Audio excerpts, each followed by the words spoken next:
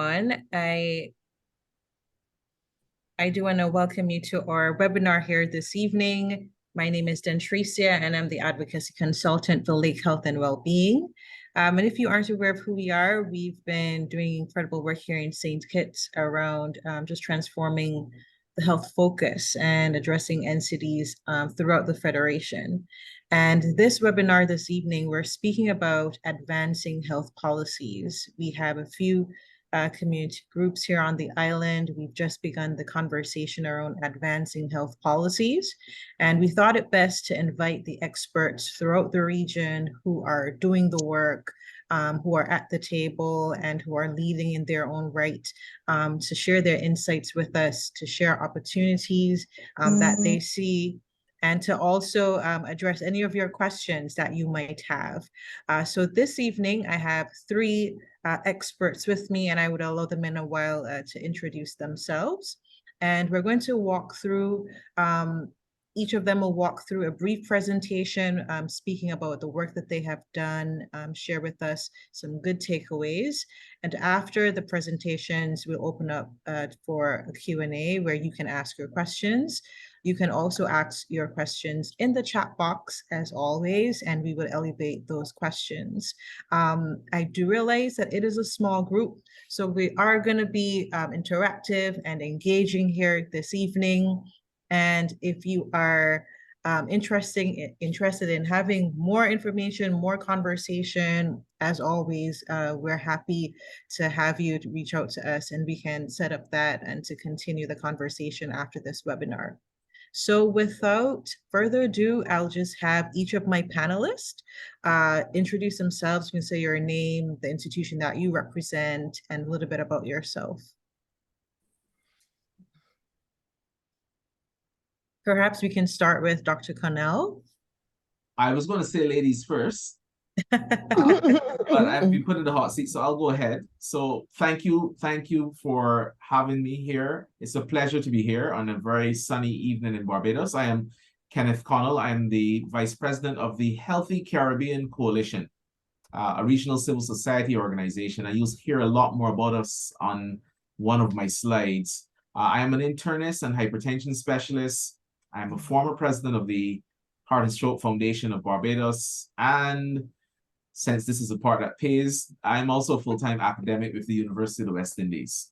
So I get to blend academia, civil society, and of course, research. Brilliant. Thank you so much. And we have Kay from Jamaica. All right. Good afternoon, everybody. Thanks for having me. I'm Kay Cooke. I'm the communications officer from the Global Health Advocacy Project, which is housed within the Heart Foundation of Jamaica. And I am part of a dynamic team advocating for the implementation of policies and programs to help halt the growing threat of non-communicable diseases in Jamaica. I come from a background of information and communication technology and communication community development work. And I work primarily within the public sector over the years. And one of the things I'm very proud of is being part of the HFJ team, which was successful in the passage of the Public Health Tobacco Control Regulations in 2013. And I have to hail up I'm a graduate of the University of Maryland with a degree in journalism, where I specialize in scientific and technical writing. And I do love a good read of science fiction when I have the time. Excellent. Thank you so much, Kay. And we'll now allow Simone to introduce herself. Good evening, one and all. My name is Simone Barton. I am CEO and founder of the Bermuda Heart Foundation and Core Heart Health Center.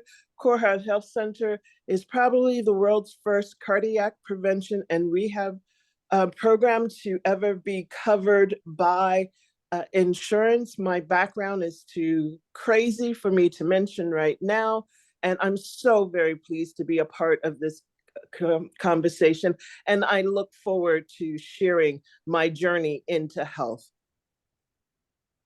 Thank you so much. So we've heard a little bit about our presenters here this evening. Dr. Connell will lead off the conversation, followed by Kay, and then Simone will also share her insights about the work that is taking place in Bermuda. We want to, before we start the presentations, we just want to get an idea about who you are. So just test out in the chat, let us know where you're joining us from, your name, and as always, utilize that box to ask us questions, to engage, and if anything resonates with you, an emoji is fine.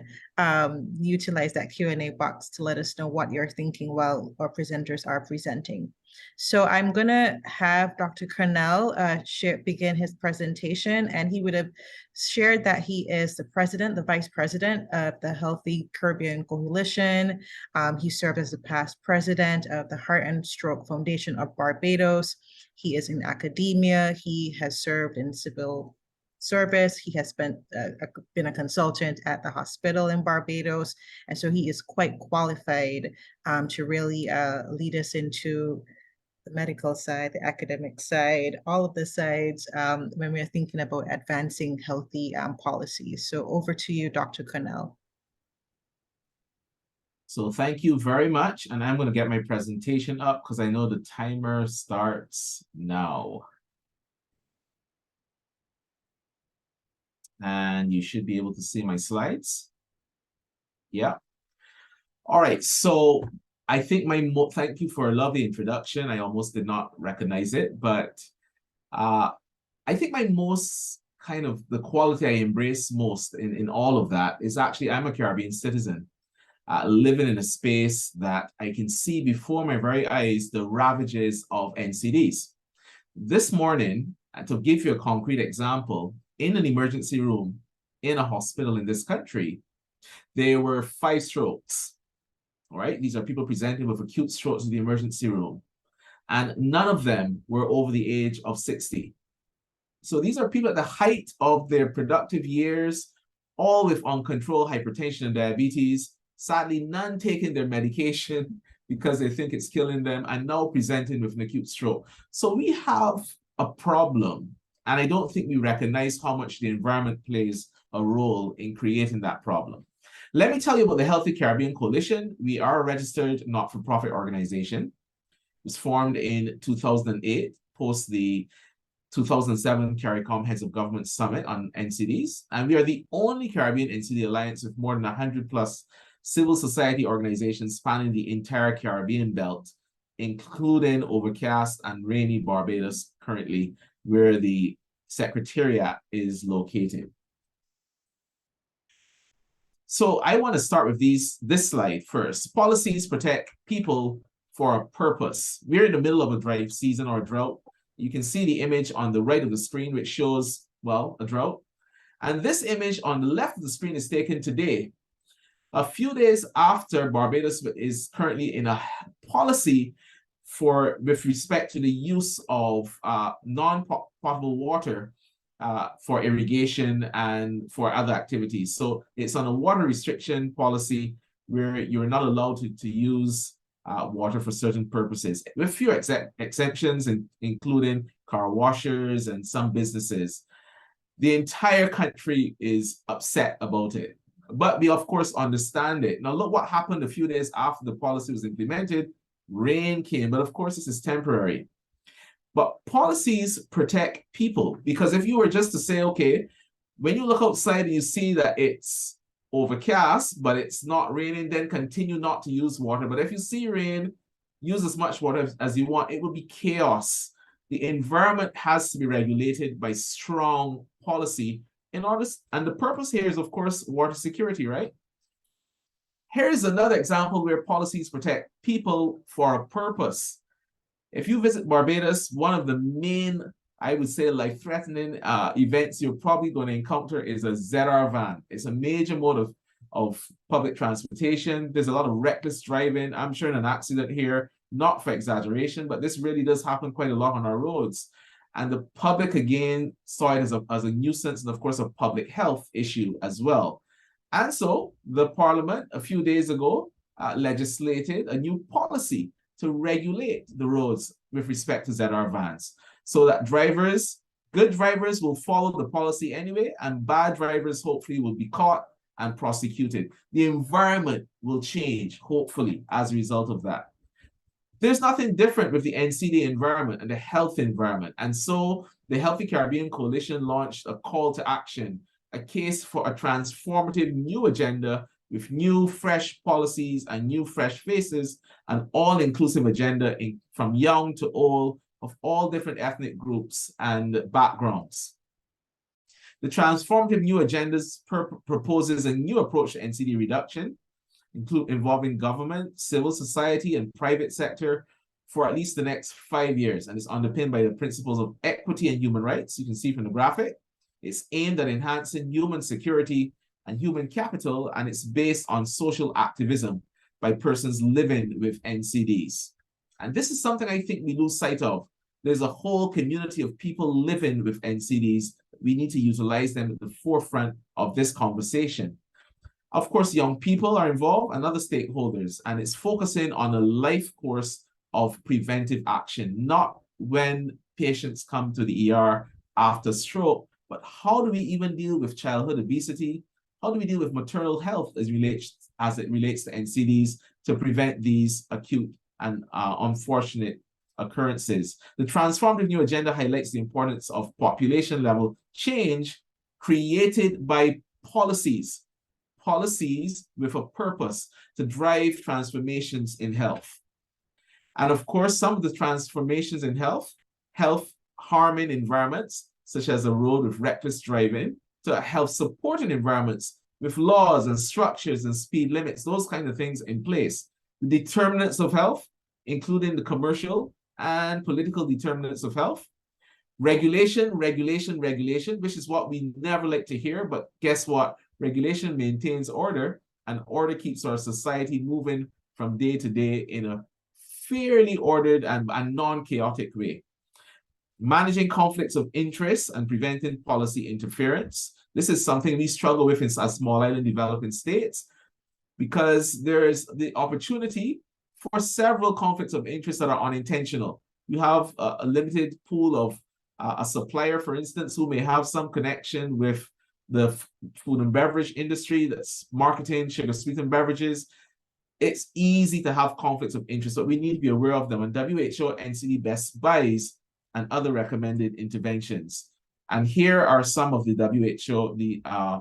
NCD best buys: tobacco use, alcohol use, physical inactivity. And I'm glad this has been replaced with inactivity, because it used to be referred to a lot as physical activity. But physical inactivity really drives home the problem.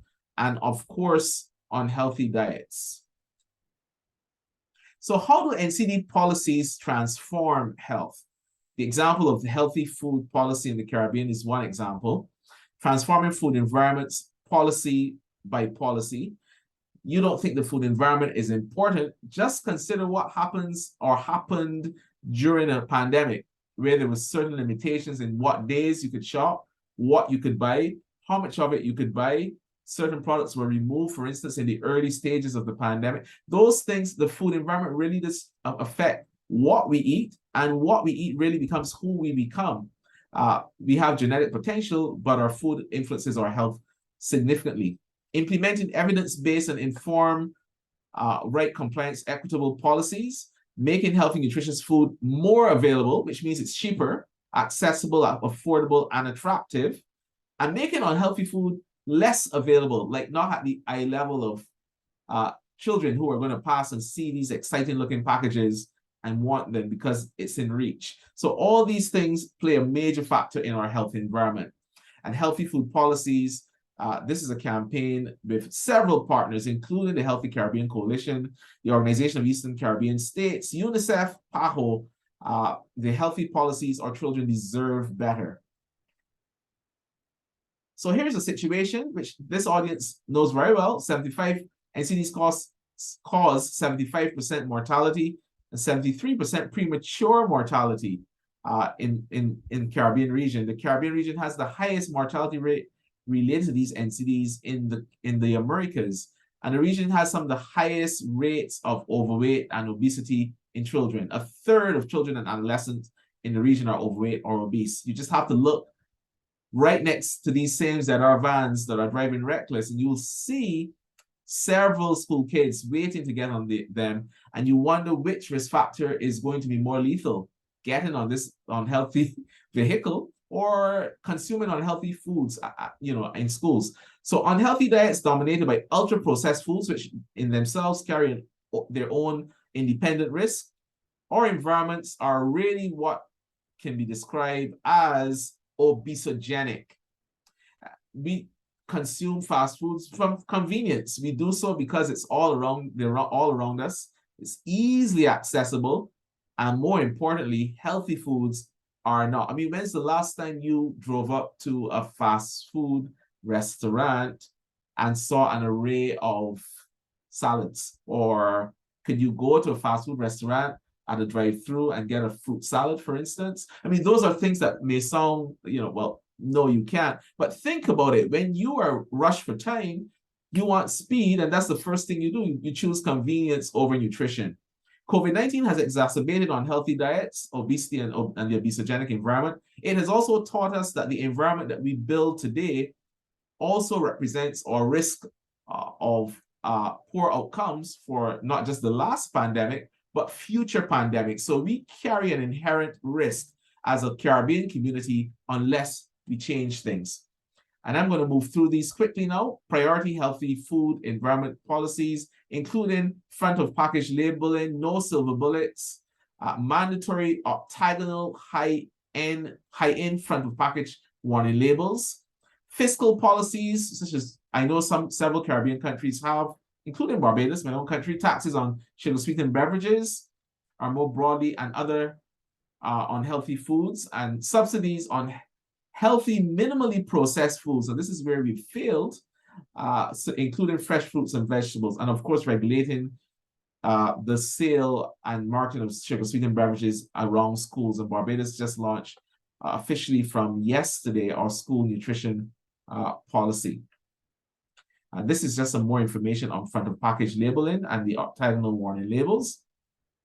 Good policy works, and the regional evidence for this, we have the 10% sugar-sweetened beverage tax in Barbados, the ban on SSBs in Trinidad schools, and of course, the front of package label study in Jamaica. The key challenges, of course, financial, which is not surprising, human resources, civil society. We are the same people singing the same song, the same choir. We're going to get exhausted. So civil society capacity is always there, and it's staying power as well. Industry interference, I don't have to explain that. Generating and defending the evidence of public health constantly against misinformation seems in itself a risk factor for a cardiovascular event, right? And opportunities, regional policy momentum is slowly building, even post-COVID, increasing rights and equity-based framing, a growing body of evidence that increasing interest in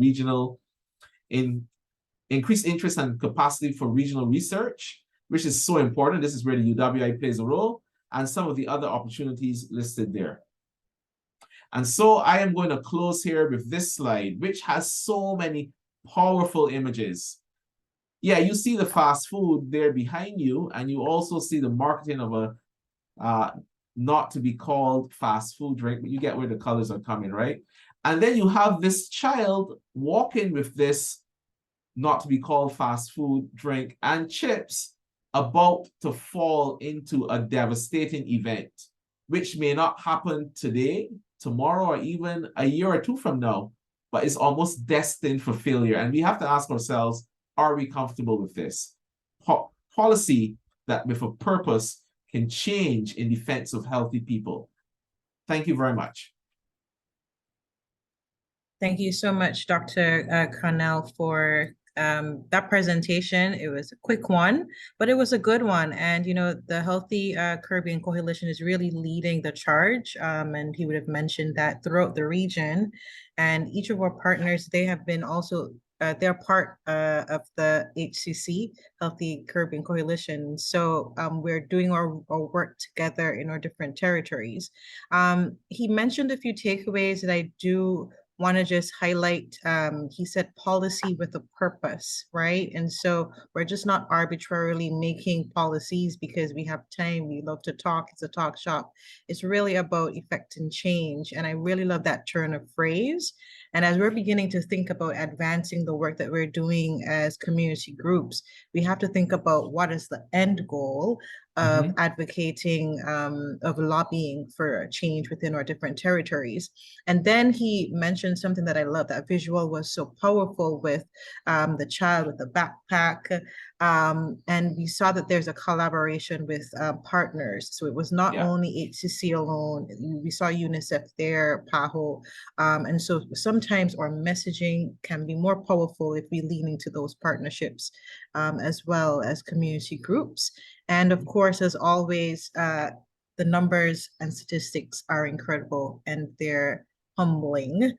So that highest mortality rate in the region, that's something to take seriously. And that really, not only in terms of health, in terms of sugar and sweetened stuff, but mental health, heart, stroke, cancers, it's too high. And so when we think about this, I really hope that you were inspired by just the framework that HCC would have created for us. And it got the wheels in your mind rolling about how can I think differently about the work that I'm doing with my community group here on St. Kitts.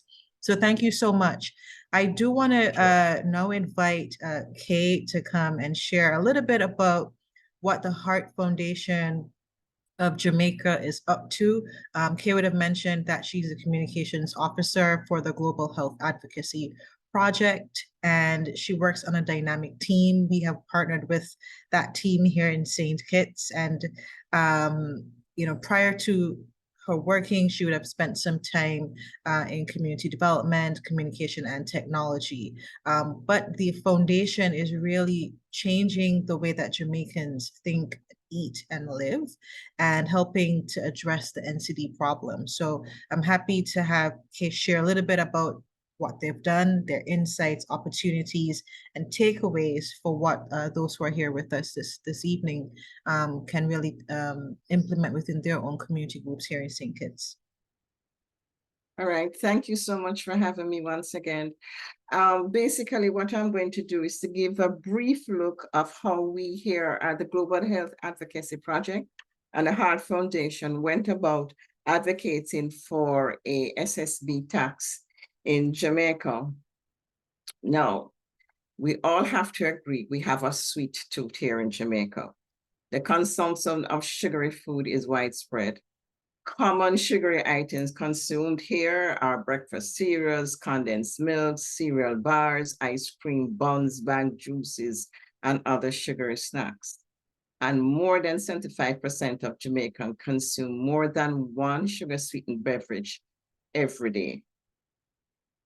23% of our Jamaican students between the ages 13 to 17 are either overweight or obese. And almost 66% of Jamaican adolescents aged 15 to 19 years consume at least one sugar-sweetened beverage per day.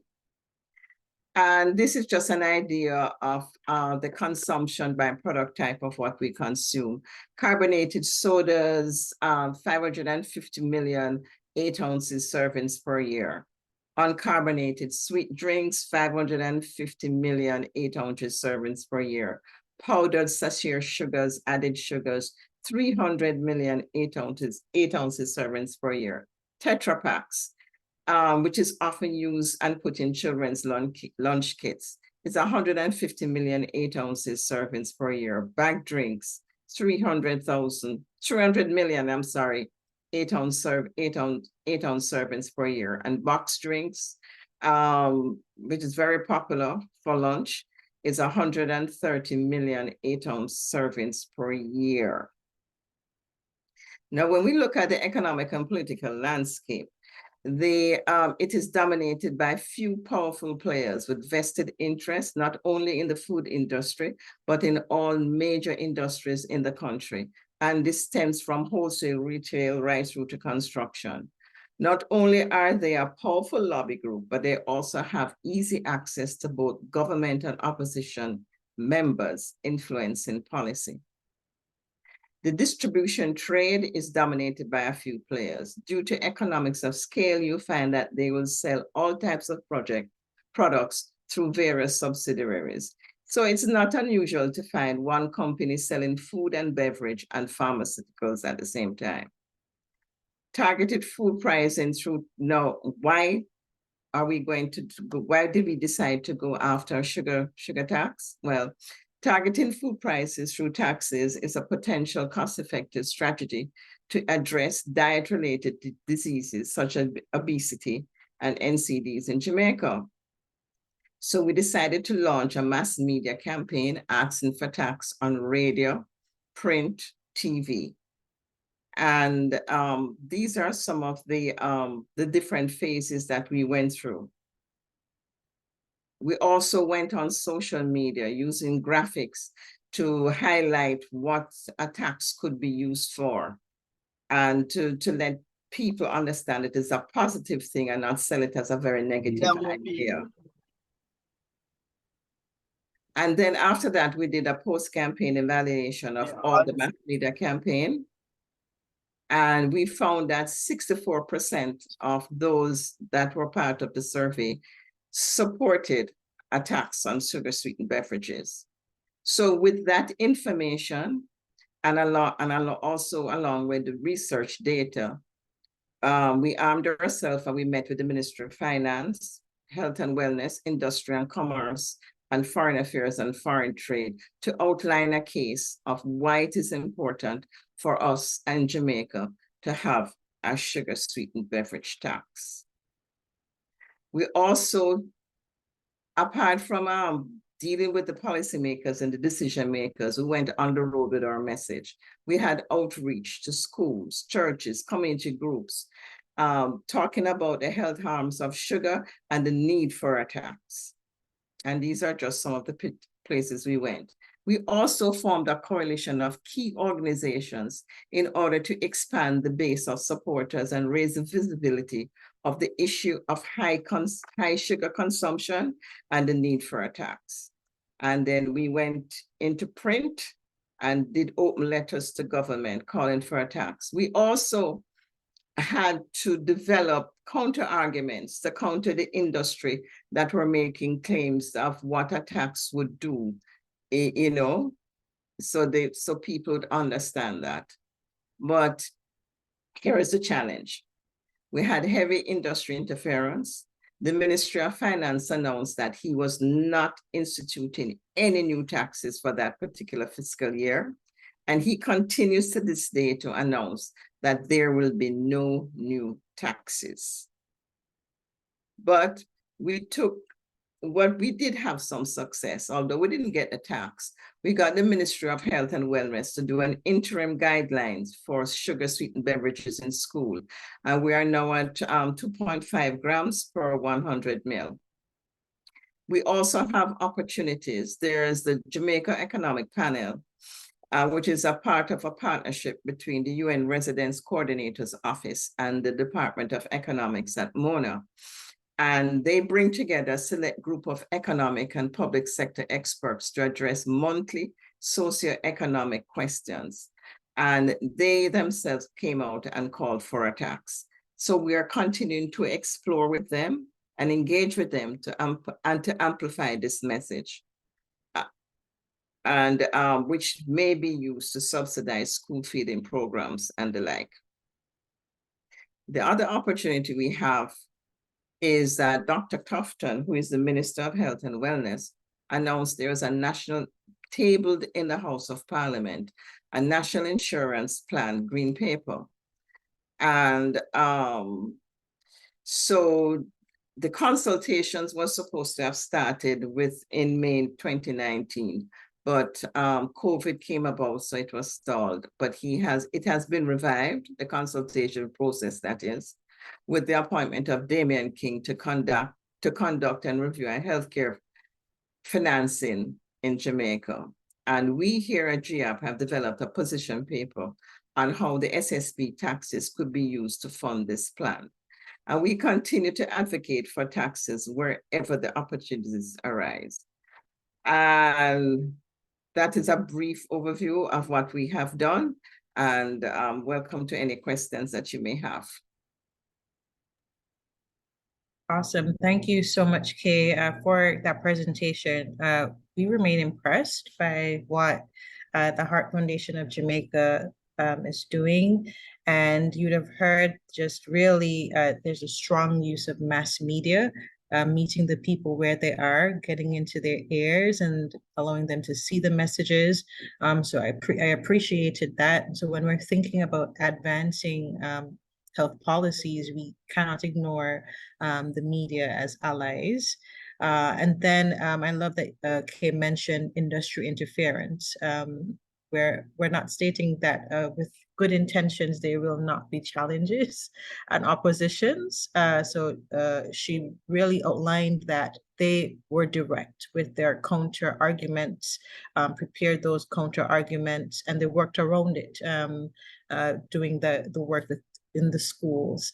And so I'm happy to have you ask Kay any of your questions after our last presenter, because we have a framework again in Jamaica where they have done the research, they have engaged with the community, they have incorporated traditional and social media, and they have addressed the challenges head on. And I think it's a good resource to lean into after during our Q&A section. So thank you so much, Kate. I do want to now introduce our last presenter, and it's Simone Barton. And Simone is really a dynamic leader with a strong desire to give back to her community. Simone is the CEO of the Bermuda Heart Foundation, and under her leadership, the foundation has established the first cardiac prevention and rehabilitation center, and she has successfully fought for prevention to be included as an insurable benefit by insurance carriers. So we know when we're thinking about health, insurance is a thing, and so that's a huge win. And she's a motivational speaker, personal development trainer, and a prominent member of the Bermuda Health Council. So we are so proud and happy to have her share the work that is being done in Bermuda, share her insights, some takeaways, some challenges, and maybe a charge to you who are listening to do similar incredible work with your own community group. So Simone, welcome, and over to you to share with us your thoughts. Thank you so very much for having me. I really have been looking forward to this opportunity. So, in introducing myself, first I want to say I came into health through the back door. I had no medical training whatsoever. But as we all know, living in an island can be challenging as far as getting the type of clinical care that you're supposed to get. And in that, I found myself throughout the years constantly being misdiagnosed. That has led to some major health issues. Now, I've been a banker, I've been an event designer, I've worked on shows with Michael Jackson and worked on presidential elections. I've had this really diverse career path. But one day, as I was working as a wealth manager, I had a client that came to me and said, you know, Simone, you would be really great with this charity. And I'm thinking, charity, you know, there's nothing sexy about a charity. But he convinced me to go and meet with two people. And this was a doctor and a nurse. They were two lovely, fantastic people. And what I quickly realized is that they had a name and a bank account and a phone line that didn't go to anywhere. And they needed help in getting their charity off the ground. So I hated banking. Taking people's money and manipulating their money was not something that satisfied my soul. So I needed something more substantive. So I said, okay, great. I'll give you 2 years to get the charity up and running, and then I'm going to move on to something that has a little bit more oomph. like the reinsurance business. There's a lot of glitz and glam in the reinsurance business. When I came in, I realized that there were a lot of people on island just like me. I would go out and I learned how to do screenings, and I learned how to take blood pressure and blood sugar, and learned how to do the BMI. I learned all these neat things, and I'm out there doing these screenings, and then all of a sudden it kind of hits me. All of the people coming to me, I would say, oh my goodness, your blood pressure is 170 over 110. You really need to get help. You need to be seen by your physician immediately. And I would get the, oh no, I'm okay. You know, my blood pressure is like this all the time. And the more I did the screenings, the more I realized that we had a problem. And the problem was, with all of the information being given by our healthcare professionals, people weren't paying attention. It wasn't being received and digested in a manner that they could relate. And when I first came to the Heart Foundation, my board said, you know, we're going to do a cardiac rehab center. And I looked, and it's just like, well, isn't there so much we can do if we get out in front of disease instead of waiting for this full-blown disease to happen? And that kind of hit a chord with me, because a lot of my health issues that I have were basically issues that could have been avoided if I was managed correctly. And I was thinking, where is there a place where people can go besides the doctor's office, where they can learn about their health, where they can get that hands-on, one-on-one education to get them to the point where they fully and completely understand all that they're going through. And there wasn't anything. So, bright idea, let me go see about doing a prevention center that also did cardiac rehab. Well, I went and I did my education. I went to UK to see what they were doing as far as the NHS. I went to New York, and I looked at what the top people in prevention were doing. And I quickly realized that this is something that can be done, but most people talk about investing in prevention, but it's very rarely that they actually invest, because they don't think that they're going to see the return on their investment dollar. But I went out and I started to try and make corporate relationships, because I am not medical. And I knew if I was going to do this, I couldn't do it under my own name because I'm not medical. So I went out and I reached to hospitals that were involved in island, and they all told me no. They said it's not going to work. A prevention center is not going to work. Bermudians love, like you said, they love their soda, they love their chips, they love their fried chicken, and you're never going to stop them from eating it. But I kept pushing, and I finally wound up with New York Presbyterian Hospital, and they came on board, and they helped me to put together a presentation to the insurance companies to say that this was a valuable investment. We made the presentation, and one of the doctors, Lori Mosca, made the argument that for every dollar you spend on prevention, you receive a net return of about $14. Where it actually makes more sense for islands to involve in preventative services is because we're a small group. And so, not like the States, that if somebody's in New York, they change jobs. And when they change jobs, any prevention services that an insurer would have invested in would be lost. So that investment dollar wouldn't make any sense. But on islands, where we are these small subgroups of individuals, our population here in Bermuda is roughly around 60,000. If every insurance company invests in prevention, then no matter where an employee may move around, we all would benefit from preventative services. To my surprise, I thought it was going to be something I was going to have to fight for years to get the prevention message. I've seen how it destroys life. I see how the hospital is filled with patients that don't understand their diabetes. You know, I can't tell you how many times I have heard, oh no, I just got a touch of diabetes. You know, a touch of diabetes is like being a little bit pregnant. They both are not what they seem to be. So I sat up there and I was thinking it's going to take a long time, but to my surprise, the insurance companies came back in less than 3 months and made prevention an insurable benefit. They made my program an insurable benefit. Now, I was working out of my home. I did not have an office. I didn't have any manuals. There was no manual for me to follow. But you know what happens when you're moving in a direction that you are passionate about? Everything just makes sense. I went out and I did pleas for donations.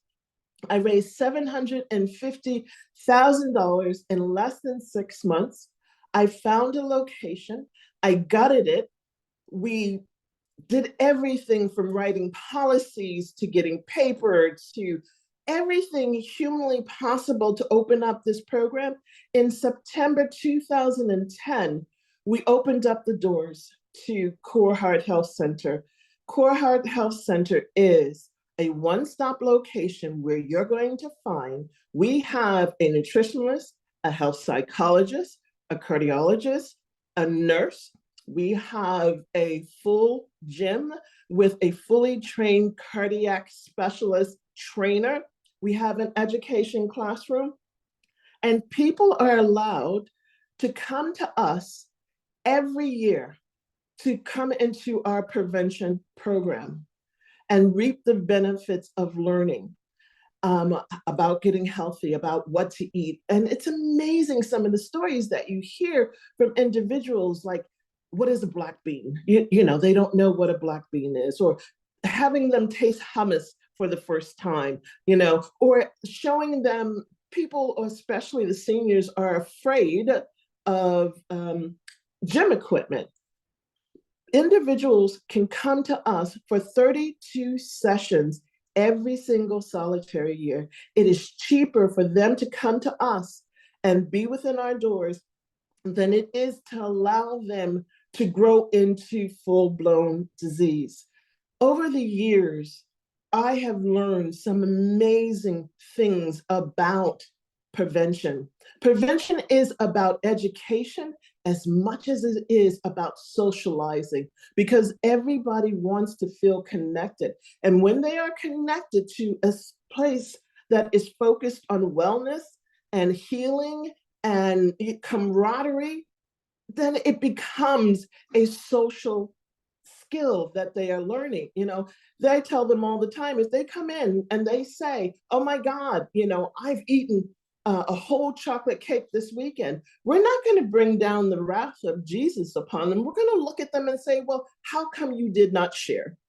And then we'll have a conversation about what they could do differently.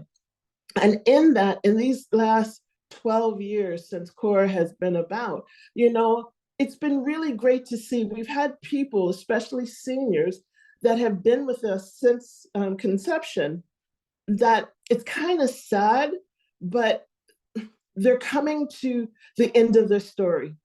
But the end of the story has been met with no second and third heart attacks because we're managing them. They have strength and they're able to, you know, get up, and their mobility is really fantastic. You know, they're socializing. So when they're coming to the end of their lives, it's not done in a hospital. It's not done having a heart attack. Here lately, we've had a rash of them, you know, especially with some of our individuals that have been with us for a while. They've had good passings. And I know that's kind of weird, but they have had good passings. Guys, health is about, it begins in the mind long before it's manifested into action. If we as a collective are going to make a difference in the lives that we are going after, we have to realize that we're speaking to individuals that are not on the same level. When we get to the level where they are, and we sit up here and we listen to their stories and understand that a gentleman's mother always gave him vegetables that were covered in a cream sauce, and he never had a clean green vegetable in his life, then we can start showing them and they start to relate. We build those relationships and we start making a healthy difference. Core Heart Health Center has been around now for quite a few years, and we are making a healthy difference, not only for seniors and middle-aged persons, but we also have something that we call the FACS. We take care of families, adults, children, and teens, and we make sure that we cover our FACS. CORE has a program for the seniors and adults. We also have the Jump to Be Fit program, which is an exercise program for our youth that we try to instill healthy behaviors in our children that compete in our Jump to Be Fit program, which is jump rope is now going into a sport, are competing around the world in places like in 2 years we'll be in Japan, but we've been in Prague and Paris, and these kids are learning about the world through jump rope. We also do free screenings, and we do free lunch and learns, and we do free wellness programs. So we have a very diverse program, but the bottom line is we build relationships that are around getting people healthy. Thank you so very much for having me speak to you this evening and sharing my Core Heart Health Center story with you. Thanks. Incredible. Thank you so much, Simone, for really sharing your inspiring story. Really happy to have heard, and I'm guessing those who are here, just a non-traditional path that you took to form, to do the work that you're doing. And I know that many persons can relate, because not everyone is a medical doctor or went to school to study advocacy work or development work. And so sometimes it comes out of passion and personal experience. And I'm happy to hear that was the bedrock for the work that you're doing. And I was also happy to hear just that there are programs that target different demographics, right? So it's just not a one-stop shop for everyone. You come in, you're strategic with how you're catering to the needs of persons within your community. And something that we hear a lot, but we don't often lean into a lot, especially within our smaller islands, is leaning into those partnerships, those that corporate responsibility mandate that a lot of corporations they live up to, and they love to have their brand on to lead into those opportunities to get the work done. So thank you so much. Really inspiring story coming after Dr. Connell and Kay, and closing us out with an inspiring story. Now, we've been here for quite some time. I do want to open up the floor, and when I say the floor, it's really the chat box for persons to ask your questions to any of our panelists, each different, but each committed to health change, policy change within their particular territories and or region as a whole. So if anything jumped out at you, resonated with anything that was said, let us know in the chat. If you have any question as well, this is your time to ask a question in the chat, and I'll elevate that as well. I think we can take about 3 questions from those who are here with us. And while you're getting ready, I could have a few questions myself. Dr. Connell, I know that the Healthy Caribbean Coalition really went through the rigor of getting those policies to be passed. And I know that there's a lot of cultural adjustments and messaging that had to go into that, because change is not easy within our territories. How did you guys go about deciding what policies make sense for Barbados? Right. So literally striking us right in our face post-COVID was this thing that my my colleagues in business know very well, called the burning platform. And the burning platform is a concept that in a crisis, you kind of respond to the crisis to do things better. So you get to look at your organization, change the way you do things, maybe review policies to see if they're working or they're fit for purpose, and you change things. So we were faced with a burning platform. We decided, what are we doing now that works? What are we doing that really does not work? For instance, we recognized for the first time that our interventions had to pivot between the possibility of not being face-to-face and having to pivot to an online type of situation. We had to kind of capture young people where they were and where they are and get them involved more. And thirdly, we had to strengthen the evidence-based approach to what we do. It's so easy to be in a boardroom and to see industry with all this evidence, most of which is massaged for their policy, that they want. And all that you're saying there as a civil society organization is, yeah, but it's bad for you. Sugar, sweet, and beverages, they're just bad for you. And they say, well, where's the evidence? I mean, why does a sugar, sweet, and beverage tax even work? Or why not tax salt? Industry comes up with everything. We will make a healthy formulation. So I think one important partnership, and this is a bias I would admit, but one important partnership for any CSO is a link with academia. Because academics, this is part of our responsibility to provide the unbiased evidence. We're meant to be activists as well, but the evidence that's there that's unbiased. We're meant to support policies. So for every policy HCC had, we said, well, here is the health economic analysis. Here is the human rights side of this thing from the Faculty of Law. Those kind of things, they drive the policy. It's kind of hard for politicians who, of course, represent the political determinants to come and say, well, this is all good, but where's the evidence? Because we've given them the evidence, right? It's now left up. And not just that, give the public the evidence. The public, they're the ones who are voting for politicians. The public has to see the evidence and say, well, why are you not doing anything as our government? You get where I'm coming from? Yeah. So one of the main things is the relationships that we've had with academia and research, using evidence-based packages, and of course, reviewing our policies to make sure that they're still fit for purpose.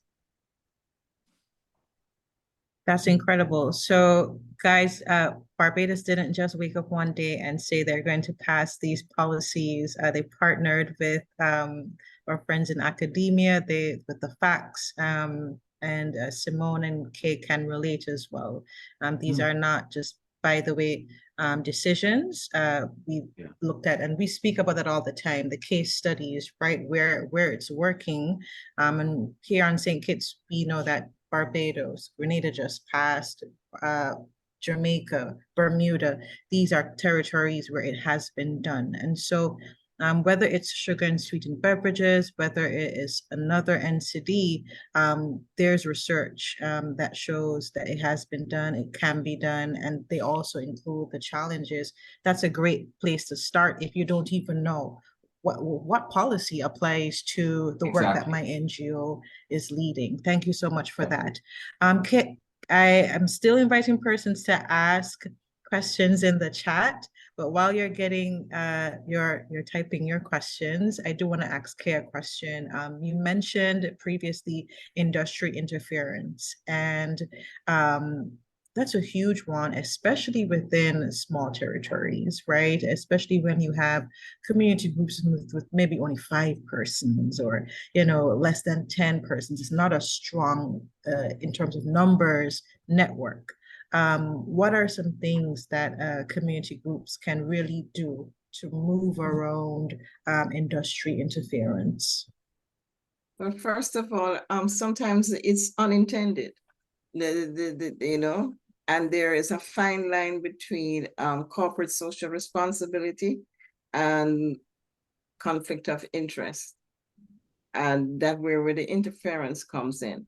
But one of the things that we have to do, we have to map the industry.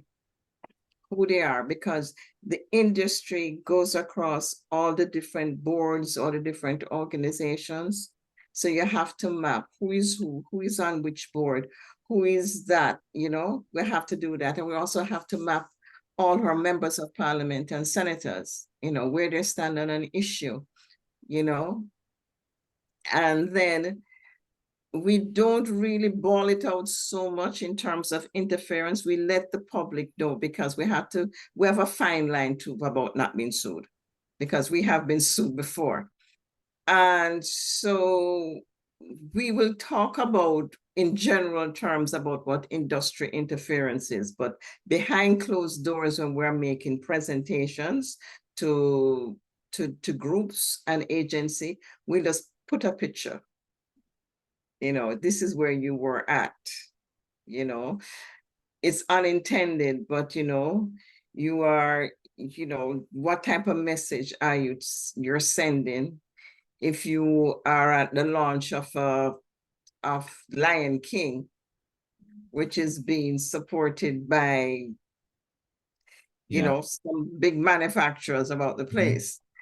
Or, you know, or you're doing a community event and your sponsors are people who are giving you sugar sweetened beverages and giving you drinks that are high in content.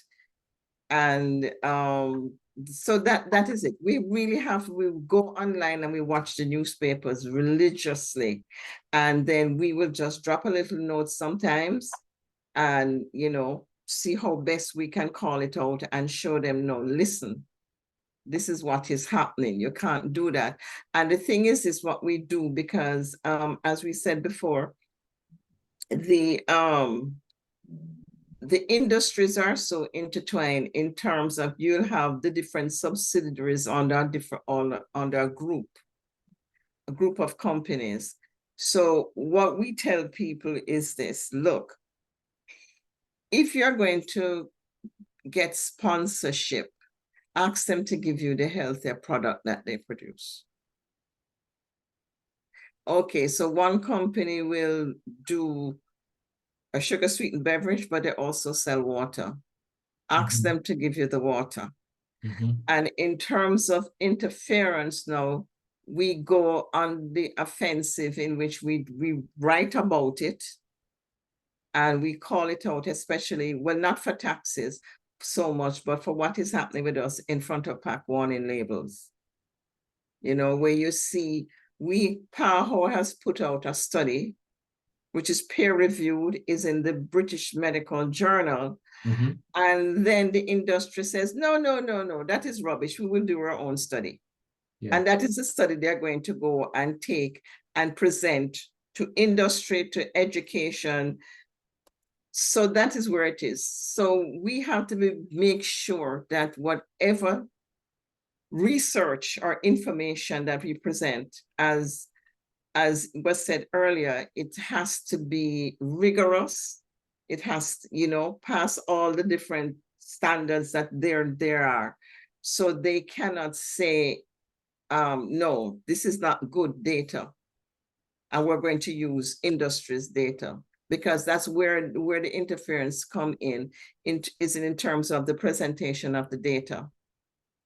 And also, something which we can't have, which we don't have any control about, is elections and who is contributing to the different parties, which is a reality. You know, and, you know, they call the shots when election times comes. So, you know, if front of pack warning label is coming up, you're going to step back from it, because who are your donors? Yeah. Yeah, Doctor, thank you so much, Kay, for that. And so we want to be mindful, almost like we're doing our SWOT, right? So we're looking at who are the key players in my island, that I might rub their shoulder, not in the best way, and who's at the table, who's the face behind that, and who are they linked to? That type of groundwork is necessary. So I'm happy to hear that, because that's practical, that's basic when we're thinking about addressing directly, as you guys did in Jamaica, some of the industry interference. And as she said, we speak broadly about industry interference, but it might look different in every territory. But it might be just a partnership, an organization, a party, an agenda that might get in the way of the work being done by your NGO. Dr. Connell, I see that your hand is up. Do you want to make a comment? Before he comes in, I just want to point out another thing in terms of when you're doing your research, it's very important to look at who sits on the boards of your media companies, because you can get interference there. They will block your ads. So that's another thing you have to bear in mind. Yeah. Yeah. So I was going to say that, industry can be extremely clever. And because they hire as part of their team really clever people, and they know what sound bites to use. And I like to say it's a playbook. So let me just show you a page from my Twitter feed, because I tweet a lot. It's kind of what I do besides seeing patients, right? So here's a page of my Twitter feed.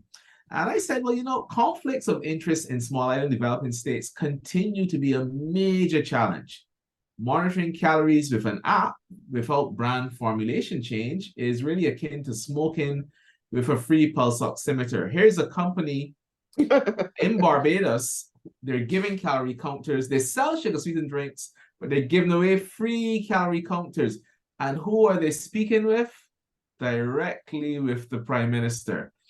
And immediately there's a response. And as smokers use the pulse oximeter while smoking, many would have quite long time ago, right? This is a medical doctor, a well-known medical doctor as well.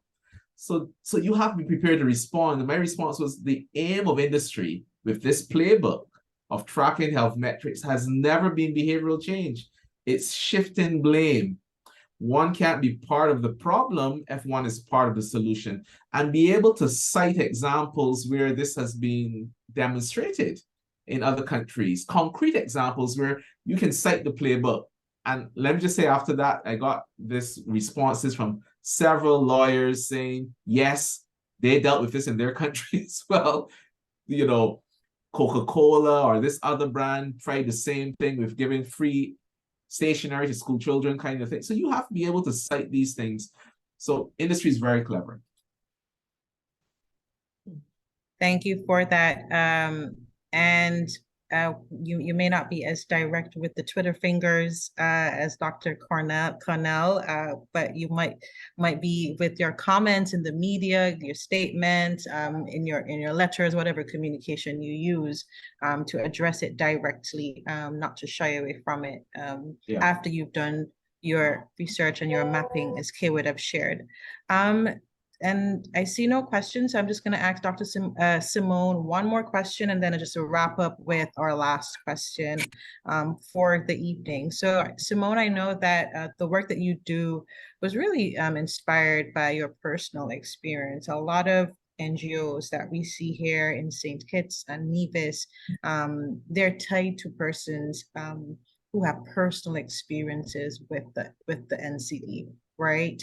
How did you move from this passion into your advocacy work? What was your sweet sauce to move from this is something I'm passionate about into this is an NGO that's leading change within Bermuda? Your response might help someone to kind of level up what they're doing currently. I had a personal attachment. When I started to open up the Core Heart Health Center, we got our stress testing equipment. When we got a stress testing equipment in, we had our cardiologist in, and we're like, okay, time to test the equipment. When we went to test the equipment, I played the guinea pig. And when I played the guinea pig, I called up my local doctor and I asked him for my blood work, so that I can give it to the cardiologist, so I can be the guinea pig. Without even looking at the paperwork, because the doctor I was seeing was a friend of mine, and I just thought he had my best interest in heart. at heart. And I just blindly gave my blood work to the cardiologist, and he looked at me and he said, Simone, how long have you been in end-stage renal failure? And I said, I'm not. He said, yes, you are. I said, no, I'm not. And he said, yes, you are. Anyway, I was going to my doctor for every time of course, being Heart Foundation, you check your blood pressure on a constant. And every time my blood pressure kept running high, I would go to my doctor and he would fix the problem with more pills without looking at the root cause. The root cause of my blood pressure always being elevated was that my kidneys were under duress. And I went back and I got my history from him, and I saw that he has his own lab.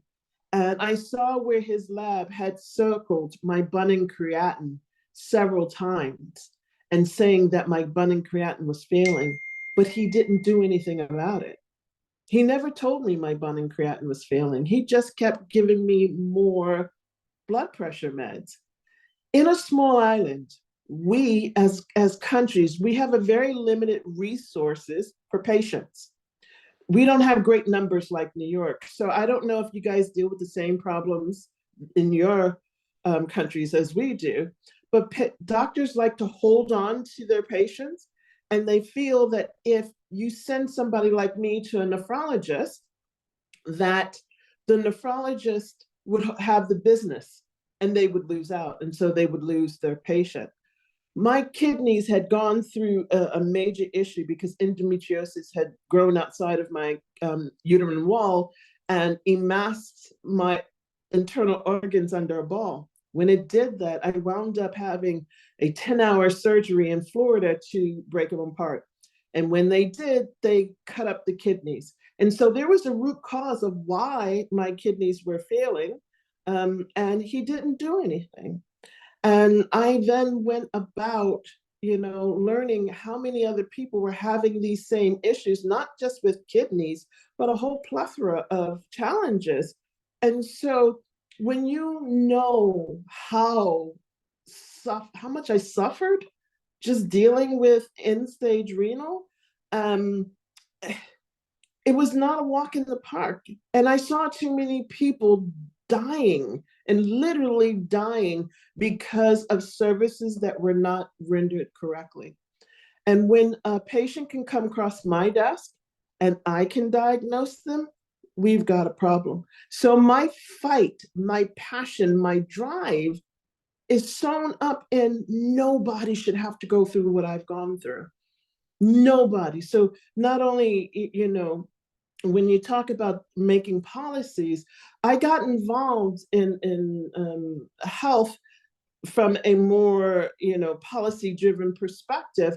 And that was as chairwoman of the Bermuda Health Council, which is the governing body of health in Bermuda. But then I realized that although we could write the policies, just like the young lady was talking about, she did the sugar tax, she can do all that work. But unless you have a seat at the table in government where those policies are passed, then sometimes your work sits there. And I tried really hard as chair of the Health Council to put in rules and regulations. And it was called Section 13. I fought for over a year to put it together, to have a whole bunch of people come together and try and make it happen, and finally put this piece of legislation together. And I put it before the government, and it was just tossed aside like a used tissue. And so my passion is, I leave the policy. I can't do that side anymore. I've had enough of that side. So I found my niche is in the grassroots, hands-on advocacy that I can do. People call me on a constant, and I am there for them, because if I can stop somebody from developing into full-blown disease, that is where I am going to be, because nobody should have to go through all the years of suffering that I have gone through because they treated the symptom and not the root cause. So my passion is well rooted in making a difference. Thank you so much for being vulnerable.